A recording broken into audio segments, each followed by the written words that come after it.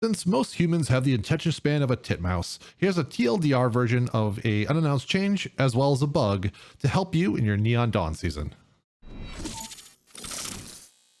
During the TTS, I found an inconsistency accidentally while I was doing T-Hunt. Now, I had been playing Nomad a lot that week in ranked matches, and then when I hopped onto TTS, I noticed that my sustained fire was a lot easier to control, but there was still no change to my first shot recoil, felt the same as my muzzle brake. So I checked my attachments and I saw that I had flash hider equipped instead of that muzzle brake as I previously mentioned. Naturally, recoil over sustained fire should be lower with the flash hider if I had swapped, but the change to my first shot recoil was almost exactly of that of muzzle brake on live. This combination caused the gun to be considerably more controllable over longer engagements. Looking into it further, I compared both muzzle and flash on both live, Shadow Legacy at the time, and Neon Dawn.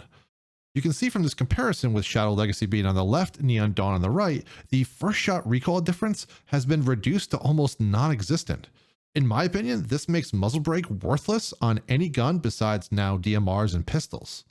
I did a video a while back about muzzle attachments, stating that there was no best attachment and to try them all out for yourself and see what works for you, what works best for your aiming style. And I still stand by that, but this change kind of makes it hard to recommend muzzle for any gun that has a full auto mode at all. The next point of conversation is a bug that I've seen covered by multiple people on Twitter, which is the raw input bug.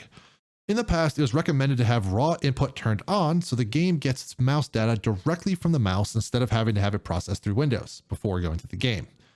Well, Ubisoft broke something, and that setting is now causing your mouse movement to sometimes be less than it's supposed to be. What I'm testing here is the full distance my crosshair is supposed to travel when my mouse moves across my full mouse pad. Based on my calculations and many others who have independently tested, the raw input being turned off has the correct values. So make sure that if you want that consistency that you're supposed to have from previous seasons, that you turn off that value until it gets patched.